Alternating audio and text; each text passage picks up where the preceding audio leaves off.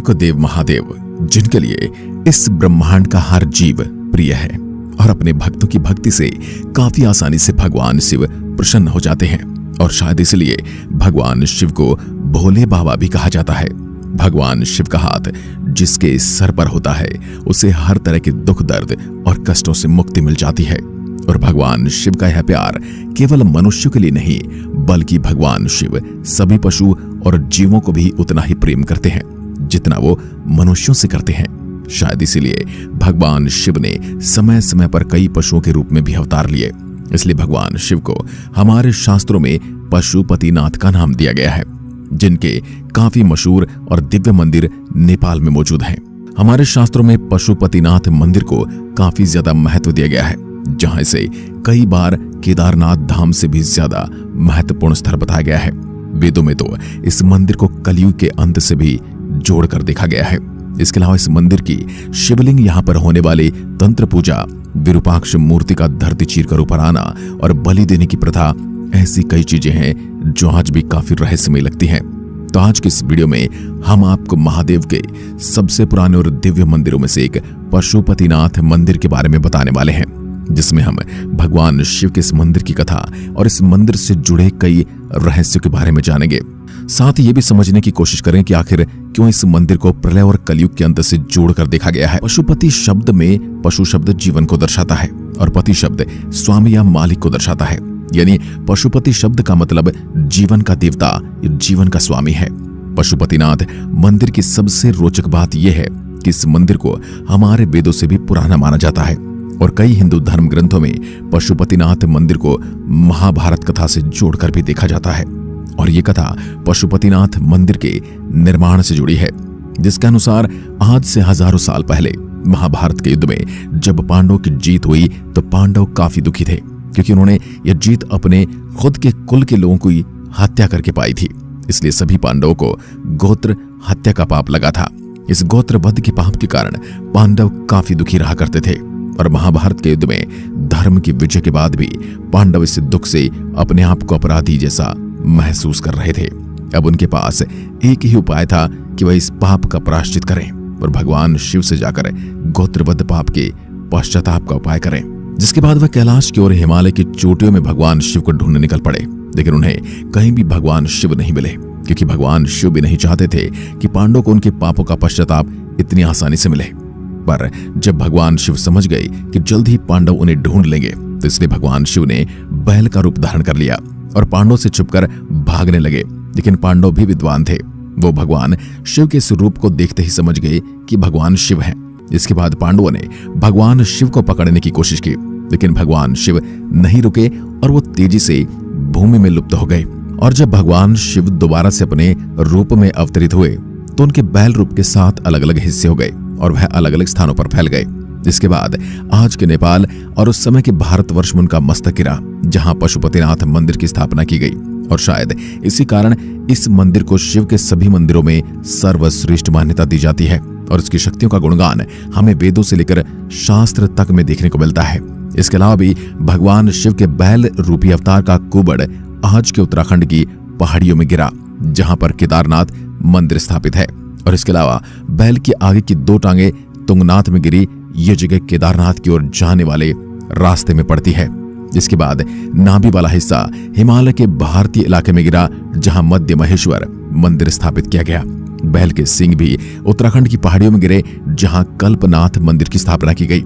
इस तरह भगवान शिव के बैल रूप अवतार की इस तरह से 7 टुकड़ों में बिखरने को 7 दिव्य चक्रों से भी जोड़कर देखा जाता है। और अगर आप भगवान शिव के इन सभी मंदिरों को ध्यान से देखोगे तो आपको पता चलेगा कि इन मंदिरों का निर्माण इंसानी शरीर के अलग अलग हिस्सों से प्रभावित है। पशुपतिनाथ मंदिर का मुख्य केंद्र, इसके अंदर मौजूद भगवान शिव की 5 मुख वाली प्रतिमा है, जिसमें भगवान शिव के 5 अलग अलग चेहरे बने हैं, जिसमें सभी 4 दिशाओं में और एक ऊपर की ओर मुख किया गया है।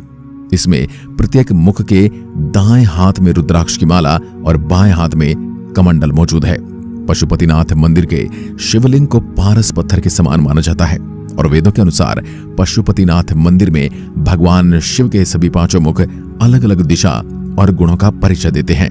पूर्व दिशा की ओर भगवान शिव के मुख को तत्पुरुष नाम दिया गया है इसके अलावा दक्षिण दिशा वाले मुख को सद्य ज्योत और उत्तर दिशा वाले मुख को अर्धनारीश्वर कहा गया है और दक्षिण दिशा वाले मुख को अघोरा कहा जाता है। इसके अलावा मूर्ति के बचे हुए आखिरी मुख जो ऊपर की ओर देख रहा है, इसे ईशान मुख का नाम दिया गया है।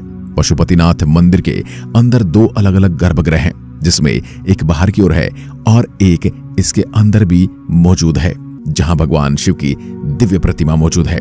पशुपतिनाथ मंदिर के भी 2 हिस्से हैं, एक हिस्सा भारत की ओर है और दूसरा हिस्सा पश्चिम दिशा की ओर है। पशुपतिनाथ मंदिर के पूर्व दिशा में कुछ दूरी पर एक और काफी रहस्यमय दिव्य मंदिर मौजूद है, जिसमें भगवान विरूपाक्ष की मूर्ति है। इस मूर्ति की रोचक बात यह कि इसका आधा हिस्सा जमीन के अंदर है और आधा हिस्सा जमीन के ऊपर है।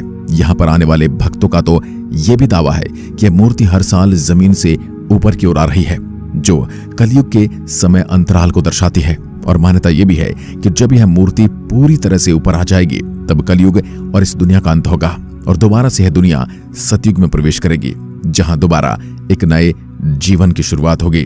विरूपाक्ष को काठमांडू में रहने वाले किरात लोग अपने कुल देवता की तरह पूजते हैं और इन्हें भी भगवान शिव का ही अवतार माना जाता है। विरूपाक्ष भगवान के कुछ मंदिर आपको हमारे दक्षिण भारत में भी देखने को मिल जाएंगे। बस फर्क इतना है कि यहाँ पर विरूपाक्ष जी को विरूपक्ष नाम से बुलाया जाता है। पशुपतिनाथ मंदिर के साथ सबसे बड़ी मान्यता ये जुड़ी है कि अगर आपने जीवन में भगवान शिव के इस मंदिर के दर्शन कर लिए, तो आपको आपके किसी दूसरे जन्म में भी पशु का जीवन नहीं मिलेगा। पशुपतिनाथ मंदिर के 4 मुख्य दरवाजे हैं, जिन पर चांदी की परत चढ़ी है और मंदिर के मुख्य दरवाजे के सामने एक बहुत बड़ी नंदी भगवान की प्रतिमा लगी है, ताकि भक्तगण नंदी को अपनी इच्छाओं के बारे में बता सके। इसके अलावा इस मंदिर की चोटी पर सोने की परत चढ़ाई गई है। नेपाल सरकार द्वारा दिए गए आंकड़ों से यह भी पता चलता है कि पशुपतिनाथ मंदिर में हर साल करीब 15 से 20 लाख लोग दर्शन करने जाते हैं। शायद यही कारण है कि इसे नेपाल के सबसे धनी मंदिरों में गिना जाता है। पशुपतिनाथ का यह मंदिर 264 हेक्टेयर में फैला है, जिसमें करीब 518 अलग अलग मंदिर मौजूद हैं, जिसकी कुल संपत्ति हजारों करोड़ में पहुंच जाती है, जिसमें 120 करोड़ रुपए तो पशुपतिनाथ मंदिर के अलग अलग बैंक अकाउंट में जमा है। इसके अलावा इस मंदिर के नाम 9.276 किलो सोना और करीब 316 किलो चांदी है।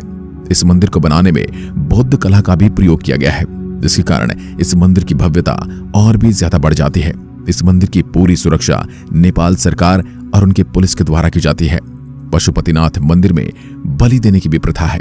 वैसे आपको बता दें कि पशुपतिनाथ हिंदू धर्म के कुछ गिने चुने मंदिरों में से एक है, जहां आज भी पुरानी मान्यताओं के अनुसार बलि देने की प्रथा चली आ रही है।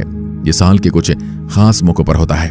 वैसे नेपाल में है इकलौता मंदिर नहीं है जहां पशुओं की बलि दी जाती है, बल्कि नेपाल के कई और हिंदू मंदिर हैं जहां पर आज भी बलि देने की प्रथा निभाई जाती है।